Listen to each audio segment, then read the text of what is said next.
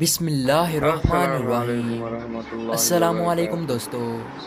ایک آج ہم مرتبہ دیکھنے صحابہ والے اکرام حضرت رضی محمد اللہ صلی تعالی اللہ عنہ نے علیہ وسلم کی حضور پاک صلی واقعہ۔ اللہ علیہ وسلم سے عرض کیا کہ اے اللہ کے رسول، ہمیں اپنے بارے میں کچھ بتائیے۔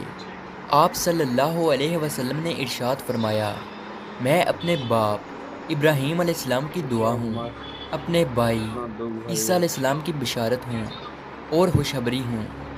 جب میں اپنی والدہ کے شکم میں آیا تو انہوں نے دیکھا، گویا ان سے ایک نور ظاہر ہوا جس سے ملک شام میں بصرہ کے محلات روشن ہو گئے۔ حضرت آمنہ رضی اللہ تعالی عنہا نے حضرت حلیمہ رضی اللہ تعالی عنہا سے فرمایا تھا کہ میرے اس بچے کی شان نرالی ہے، یہ میرے پیٹ میں تھے تو مجھے کوئی تھکن اور بھوک محسوس نہیں ہوتی تھی۔ حضرت عیسیٰ علیہ السلام وہ آخری پیغمبر ہیں جنہوں نے آپ صلی اللہ علیہ وسلم کی آمد کی خوشخبری سنائی۔ اس بشارت کا ذکر قرآن مجید میں بھی ہے۔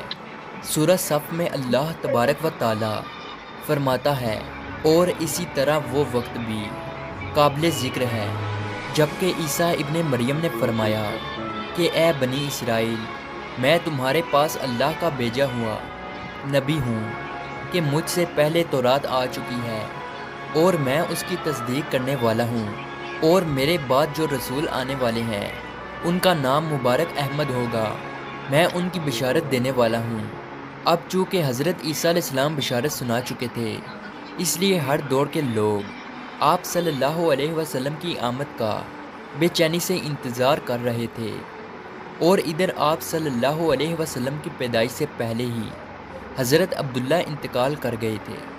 سب کا کتب میں آپ صلی اللہ علیہ وسلم کی نبوت کی ایک علامت یہ بھی بتائی گئی ہے کہ آپ صلی اللہ علیہ وسلم کے والد کا انتقال آپ کی ولادت سے پہلے ہو جائے گا۔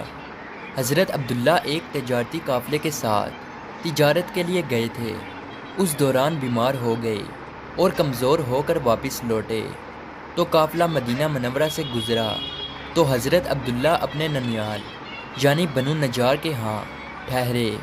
ان کی والدہ بنو نجار سے تھی، ایک ماہ تک بیمار رہے اور انتقال کر گئے، انہیں وہیں دفن کر دیا گیا۔ تجارتی قافلہ جب حضرت عبداللہ کے بغیر مکہ مکرمہ میں پہنچا اور عبد المطلب کو پتہ چلا کہ ان کے بیٹے بیمار ہو گئے ہیں اور مدینہ منورہ میں اپنے ننیال میں ہیں، تو انہیں لانے کے لیے عبد المطلب نے اپنے بیٹے زبیر کو بھیجا۔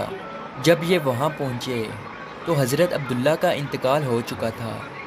مطلب یہ کہ آپ صلی اللہ علیہ وسلم اس دنیا میں اپنے والد کی وفات کے چند ماہ بعد ہی تشریف لائے۔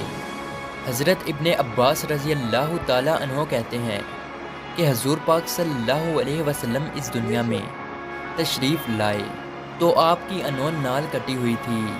انول نال کو بچہ پیدا ہونے کے بعد دایا کاٹتی ہے۔ عبد المطلب یہ دیکھ کر بے حد حیران ہوئے اور خوش بھی ہوئے۔ وہ کہا کرتے تھے، میرا بیٹا نرالی شان کا ہوگا۔ آپ صلی اللہ علیہ وسلم کی پیدائش سے پہلے مکہ کے لوگ خشک سالی اور قحط کا شکار تھے، لیکن جوں ہی آپ صلی اللہ علیہ وسلم کے دنیا میں تشریف لانے کا وقت قریب آیا تو بارشیں برسنے لگی، خشک سالی دور ہو گئی، درخت ہرے بھرے ہو گئے اور پھلوں سے بھر گئے، زمین پر سبزہ ہی سبزہ نظر آنے لگا۔ پیدائش کے وقت آپ صلی اللہ علیہ وسلم اپنے ہاتھوں پر جھکے ہوئے تھے، سر آسمان کی طرف تھا۔ ایک روایت میں آتا ہے کہ گھٹنوں کے بل جھکے ہوئے تھے، مطلب یہ کہ سجدے کی حالت میں تھے۔ آپ صلی اللہ علیہ وسلم کی مٹھی بند تھی اور شہادت کی انگلی اٹھی ہوئی تھی۔ حضور پاک صلی اللہ علیہ وسلم فرماتے ہیں کہ جب میری والدہ نے مجھے جنم دیا تو ان سے ایک نور نکلا اور اس نور سے شام کے محلات جگمگا اٹھے۔ آپ صلی اللہ علیہ وسلم کی والدہ سیدہ آمنہ رضی اللہ تعالی عنہا فرماتی ہیں کہ محمد صلی اللہ علیہ وسلم کی پیدائش کے وقت ظاہر ہونے والے نور کی روشنی میں مجھے بصرہ میں چلنے والے اونٹوں کی گردنیں تک نظر آئی۔ علامہ ساحلی رحمۃ اللہ علیہ نے لکھا ہے کہ جب آپ صلی اللہ علیہ وسلم پیدا ہوئے تو آپ صلی اللہ علیہ وسلم نے اللہ کی تعریف کی، اور ایک روایت میں آتا ہے کہ اللہ تبارک و تعالی سب سے بڑا ہے اور اللہ تعالیٰ کی بے حد تعریف ہے، اور میں صبح شام اللہ کی پاکی بیان کرتا ہوں۔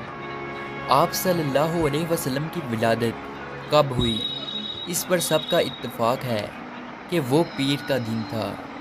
آپ صلی اللہ علیہ وسلم صبح فجر طلوع ہونے کے وقت دنیا میں تشریف لائے۔ تاریخ پیدائش کے سلسلے میں بہت سے قول ہیں۔ ایک روایت کے مطابق 12 ربیع الاول کو پیدا ہوئے، اور پیر کے روز آپ صلی اللہ علیہ وسلم نے مدینہ ہجرت فرمائی، اور پیر کے روز ہی آپ کی وفات ہوئی۔ آپ صلی اللہ علیہ وسلم اللہ کے آخری رسول اور نبی ہیں۔ آپ کے بعد کوئی نبی نہ آئے گا اور نہ ہی ہوگا۔